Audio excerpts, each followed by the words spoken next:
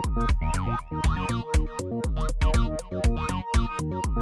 everyone, welcome back to Freestyle Fridays. So I've been on vacation. My family and I went up to UP, or Upper Peninsula of Michigan, for a couple weeks, and I took them around and showed them my old stomping grounds where I grew up, and brought back a lot of memories. And one of the things I did as a kid was watch my dad make dowels. I know it doesn't sound too exciting, but when you don't have cell phones, computers, TVs, or video games, you find things to entertain yourself.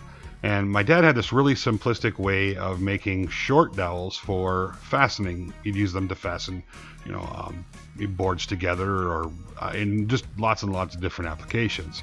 So I thought I'd share that with you. And I'm using, in this case, I'm making a cutter to make 3/8 dowels, and I'm using a 5/8 bolt. I took a 5/8 bolt and I cut about 3 inches off the end of it with the thread still attached, and then drilled a 3/8 hole down through the center of it. Now, it doesn't have to be real perfectly centered.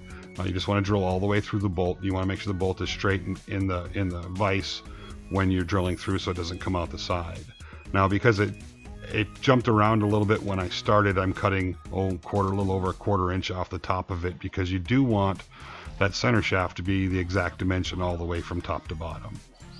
Once that was done, I chucked it up in my drill press and then just put a little chamfer on the side. I didn't go all the way down, and then I took it over to the disc sander to finish it up. And this way I can kind of control, because that center hole was offset, it wasn't perfectly centered, I can control where I grind down to. So I'm just grinding a light chamfer from the outside to this, the hole in the middle, kind of creating a blade there in that center hole. And then I just tried some different materials. Now, my dad would use branches. He would go right out in the woods and just cut some branches, and he'd always have a whole stack of branches laying around that he would do this with, cut them to the length he need them, and then just bop them through this thing with a wooden mallet. I don't have one. I don't have a wooden mallet, so I may have to make one in an upcoming video. Now, I used some hardwood. This was fairly straight-grained hardwood, and it was like I'd get 3 good ones, 3 usable ones, and then I'd get a bad one. That was pretty standard of what I was doing as far as the results I was getting. And then I tried some different materials and some different lengths. Here I'm trying some dried pine. This was cut out of a 2x4. And then here I just cut the end off of a 1x4. And this actually worked really well. Instead of cutting them into just the shape I needed, just a little bit bigger than the 3/8, I just cut a chunk off and was hammering them through.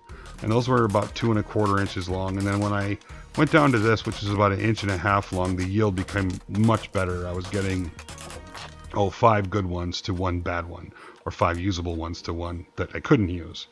And what was really nice about this system, though, is that it's fast. You can cut them to the length you need them before you actually drive them through, so you don't have to try and hold a dowel in a chop box or on a bandsaw.